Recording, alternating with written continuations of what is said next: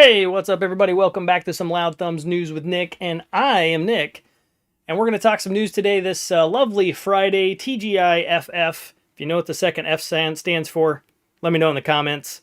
But yes, February 2nd today, Friday. We are going to talk some news today, and we're going to start off with some good news. I like good news. It's not been great news all week, so it's time to bring some good news. And we're going to start with this one right here, that the Scottish government gives its support for a national games strategy. Now, this is very cool. I'm going to kind of summarize it up here. But we have, their name is Shauna Robison. And they are the Scotland's Deputy First Minister, okay?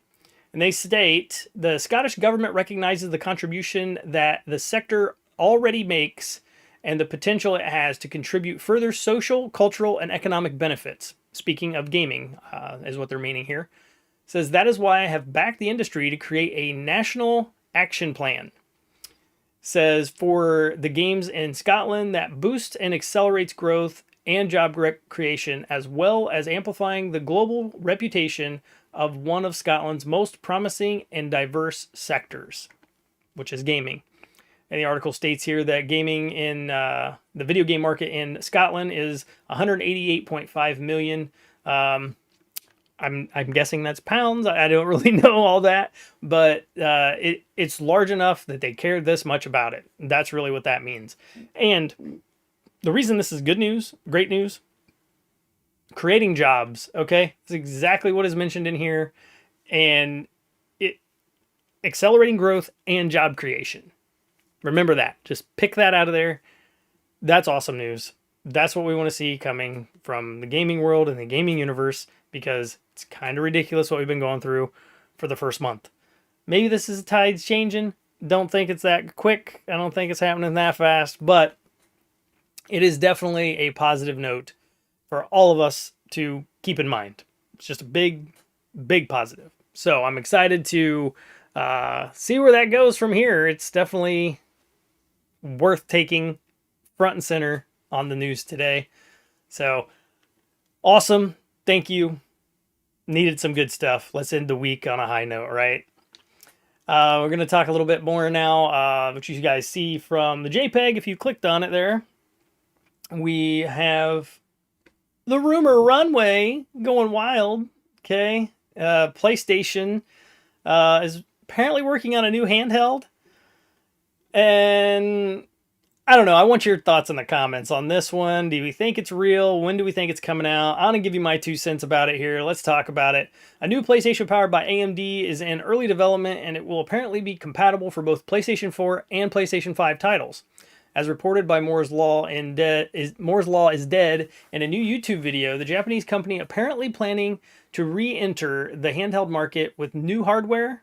The console will be powered by a custom AMD APU and is currently in the high-level design phase, meaning that it is at least 2 years away and hasn't been greenlit for release yet.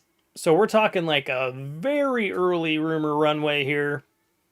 It says the specs for this new PlayStation handheld have yet to be defined, but Moore's Law is Dead speculates it's likely to utilize an 18 CUs to maintain compatibility with all PlayStation 4s and the availability on the PlayStation Store. In addition, all PlayStation 4 titles available on the PlayStation Store is what they're saying. In addition, the console will be compatible with PS5 titles as well. And although developers would have to patch them to make them run properly on the console, as such, it's plausible the new system's GPU could run at 1.8 gigahertz or slower due to the PlayStation 5's variable clock speeds.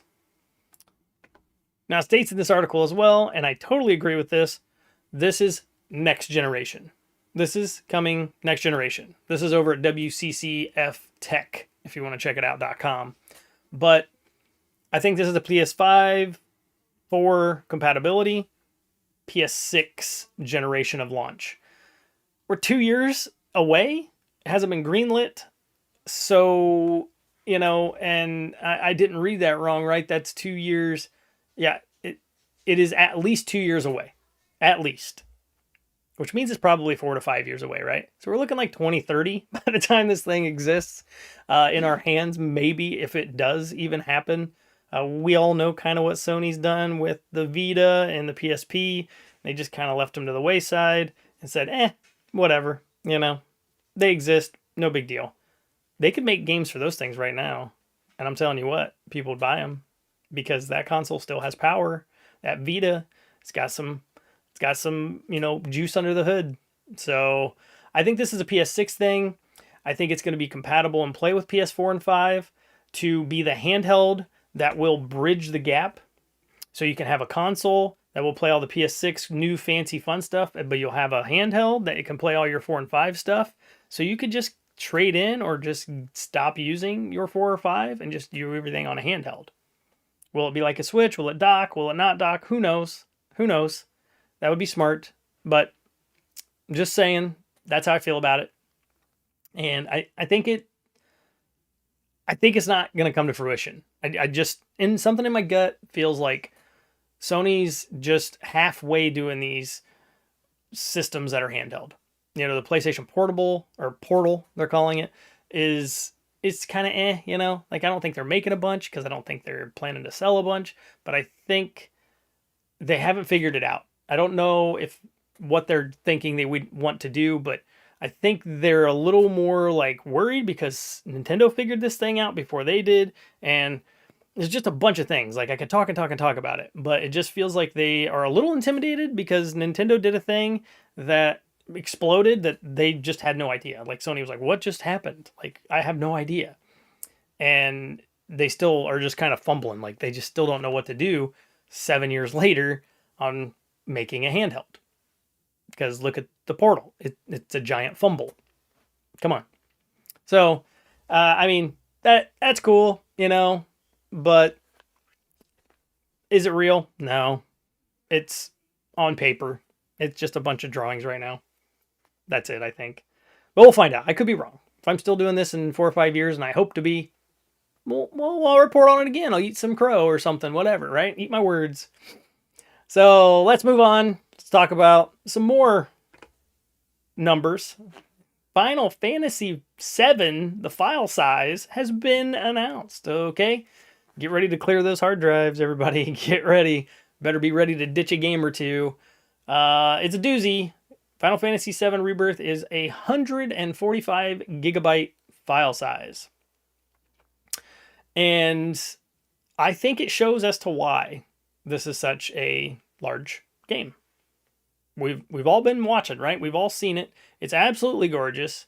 It's just absolutely blows my mind how good this game looks.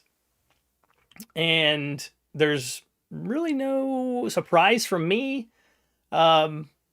Maybe some annoyance from others. I was lucky enough to get a good deal on a 2 terabyte internal SSD. So I got space, I'm making it happen, but I'm still going to have to get rid of, some stuff here and there. But crazy, absolutely crazy how big games are getting. But what's better about it? How awesome are those games? Those games are amazing. So it's all right. I'll take up some file size. I'll, swap from my internals to my externals and just have a blast. It's all good. It's all good. But I want to give a little bit of context here. So I did a little bit of research and I looked up here the top 5 PlayStation 5 games. Size, okay, hard drive size, file size. Obviously, this one's going to fall in there, right? This one's going to be number 4, okay? But let's start at the bottom, adding in Final Fantasy VII Rebirth. Number 5 will be Destiny 2, 139 gigabyte. We have Star Wars.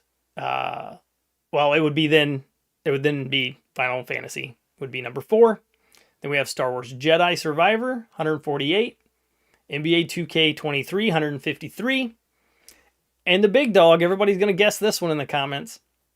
Call of Duty, 175 gig. Okay, so it's not like this is old news or new news. Like this is old news. Like we all know games are enormous. There's a list of at least 10 in front of me here that are almost 100 gig or more. So we know, we get it, we understand where this is coming from. Games take a lot these days. They're not they're not a small thing. But I am stoked to play this. Like, it might be a day one purchase. I don't know. It depends. I am currently playing through Remake right now, and I'm a few hours in. This is now the third time I've picked it up, but I just finished Final Fantasy 16, and it's got that hooks in me, man. Like, I want to just play Final Fantasy stuff right now, and the stories I've always loved. The gameplays are always fun. They're unique. They're different, and I'm excited to see where this one goes. And I've got a month, right? I've got 27 days until it releases, so I can see if I can make that goal happen or not. I'm gonna try. Fingers crossed I can get there, but not a huge surprise, right? I'm sure you guys aren't surprised. Let me know if you're surprised or you dogged about it. Like, what, this is ridiculous. 150 gig for a game. This is nuts. This shouldn't be happening. I don't think we're getting away from it anytime soon. I think we're just going to need bigger hard drives in all of our consoles. So thankfully, those internal hard drives are going down in price. So you can go snatch one of them up when you can. And they're nice. It's a major convenience. But yeah, big file sizes. Old news, right? But speaking of Final Fantasy, before I get out of here on the news today, Final Fantasy 16 review from yours truly coming tonight. So tune in about an hour and a half if you're watching live. 7 o'clock tonight, 7 p.m. Eastern time is the podcast. So we'll be doing the podcast for the Loud Thumbs Gaming Podcast. And Josh and myself will be over there talking about it. I've got a special guest on that episode this week, so you have to tune in for that and see what their thoughts are on the game as well. So it's going to be a trio podcast coming. And I'm looking forward to joining everybody in the chat. Come into the chat, talk with us, let us know how you feel about Final Fantasy 16 and, you know, how amped you are about Rebirth, because I'm sure we're going to be talking about that a little bit as well in there. But yes, so that's going to be fun. Tune in for that tonight as well. Love to see you guys in the chat. Love the comments, everybody down in the news, hitting the comments down there. Let's talk about what's going on in the world. And hit me up. Let me know what you think of these videos. Hit the like if you like it. Hit the dislike if you don't. And be sure, until next time, remember, controllers need exercise too. So keep those thumbs loud.